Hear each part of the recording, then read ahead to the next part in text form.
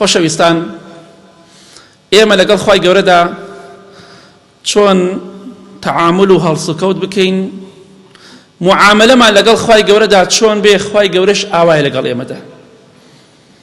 بۆیە پەیوەندی لەگەڵ خوای گەورەدا ببەستە. ئەگەر تۆ یادی خوا بکەی، خوای گەورەش باسی تۆ دەکات، یادی تۆ دەکات. خوای گەورە دەفەرمێت فەذکورونی ئەذکورکم، ئێوە یادی من بکەن، منیش باسی ئێوە دەکەم. جا ئەگەر پێت خۆشە خوای گەورە ناوت بهێنێ، خوای گەورە باست بکات، ئەوە تۆ زیکر و یادی خوا بکە. بۆ ئیمامی عەبدوڵڵای کوڕی عەباس ڕەزای خوای لێبێ دەفەرمێت باسکردنی خوای گەورە کە ئێوە باسی ئێوە دەکات لەوە گەورەترە کە ئێوە زیکری خوا دەکەن. یعنی خوایەک بەو گەورەی خۆیە باسی تۆ دەکات، ئەمە گەورەترە لەوەی کە تۆ باسی خوا بکەیت و یادی خوا بکەیت. خوا وعدی داوە پەیوەندی لەگەڵ خوادا چۆن بێ، خوای گەورەش ئاوا بێ لەگەڵ تۆدا. زیکری خوا بکە، خوش زیکری تۆ دەکات، واتە باسی تۆ دەکات. پێت خۆشە خوای گەورە ناوت بهێنێ؟ بێگومان هەمومان پێمان خۆشە بەدەم. بەدەمیش بیسەلمێنە کە دەتەوێت خوای گەورە باست کات.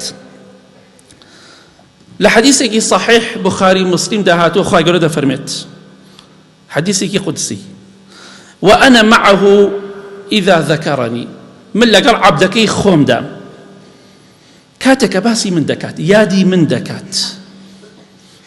فإن ذكرني في نفسه ذكرته في نفسي، ئەگەر ئەو مرۆڤە ئەو عەبدەی من ژن بێ یا پیاو یادی من بکات لە نەفسی خۆیدا، واتە تەنها خۆی بێت، بۆ خۆی دانیشتووە لە ناو سیارەکەیدا، لە ماڵەوە، لەسەر جێگاکەی، لە هەر شوێنێکە زیکر و یادی خوا دەکات.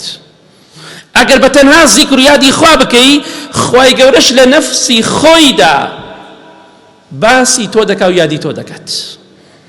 ها چەنێ گەورەی خوای گەورە، چەنێ بەڕەحمە، یا ئەڵڵا تۆ چەنێ بەڕەحمی.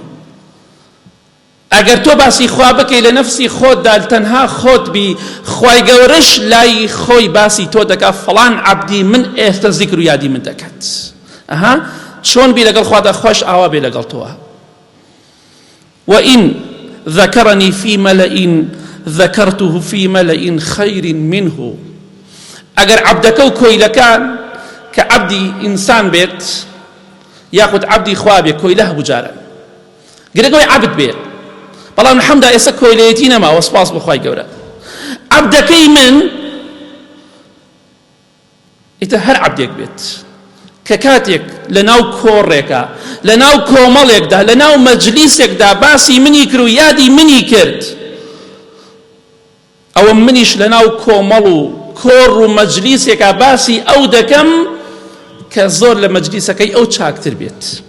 واتە ئەگەر جەماعەتێک لە شوێنێکە دانیشتن باسی خواتان کرد، زیکر و یادی خواتان کرد، نەکەوەی کە سەربادەیت و لە خۆت بدەیت، ئەو زیکرە ناڵێم، ئەوە شتێکی شەرعی نیە و بیدعەیە.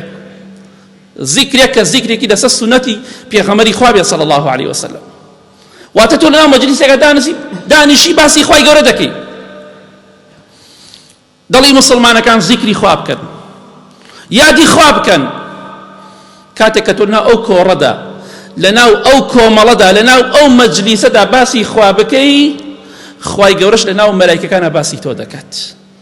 خوای گەورە دەفەرمێ مەلایکەکان ئەوانەی کە لە خوا زۆر نزیکن، خوای گەورە دەفەرمێت دەزانن فڵان کەسی عەبدی من ئێستا یادی من دەکات، زیکر دەکات، پێت خۆشە خوای گەورە لە سەروی عەرشۆ ناوت بهێنێ، زیکر و یادی خوا بکە.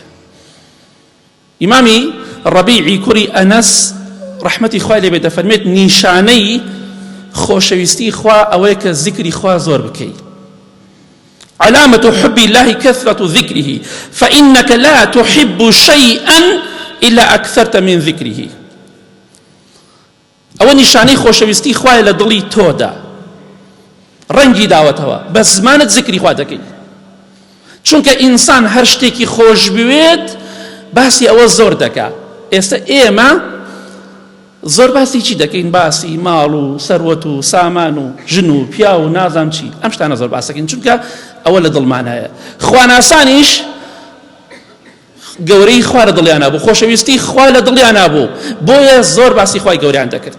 ئینسان چی خۆش بوێت زۆر باسی ئەوە دەکات. خوای گەورەی خۆشبووی حەزەکە بەردەوام زیکری خوا بکە بۆیە هەر چۆنێک بی لەگەڵ خوادا خوای گەورە ئاوا دەبێ لەگەڵتە ذیکر بذیکر یادی خوا بکە خوای گەورەش باسی تۆ دەکە یادی مەکە خوای گەورەش باسی تۆ ناکات